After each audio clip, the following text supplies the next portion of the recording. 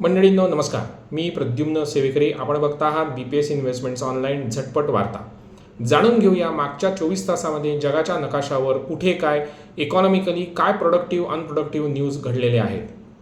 दोन चांगल्या बातम्या आपल्या देशाच्या संबंधी.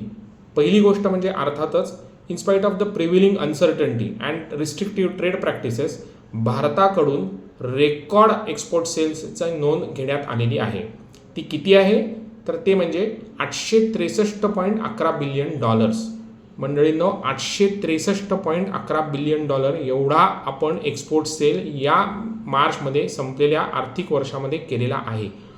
आता त्यापैकी $421 बिलियन हा सर्व्हिसेसच्या माध्यमातून झालेला आहे आणि $450 बिलियन हा वेगवेगळ्या मॅन्युफॅक्चरिंग गुड्सच्या माध्यमातून आपण केलेला आहे.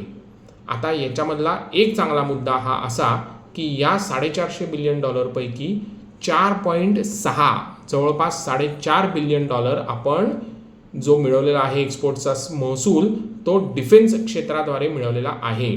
आणि ही काही वाईट गोष्ट नाही, ही नक्कीच चांगली आणि अभिमानास्पद गोष्ट आपल्यासाठी घडलेली आहे. आता दुसरी चांगली बातमी ती म्हणजे अगेन परत एकदा इन्स्पाइट ऑफ द प्रिव्हेलिंग प्रॉब्लेम्स जो इराण अमेरिका युद्धामुळे आहे सगळ्या जगभर, तरीसुद्धा एप्रिल महिन्यामध्ये 26 लाख गाड्यांची विक्री झालेली आहे. किती? 26 लाख गाड्यांची.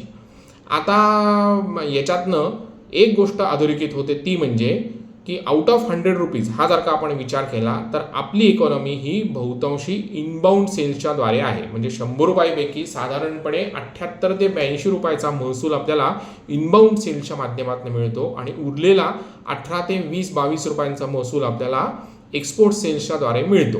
कसं काय जाणून घेऊया पुढच्या भागामध्ये. तोपर्यंत स्टे कनेक्टेड, स्टे इन्व्हेस्टेड. धन्यवाद.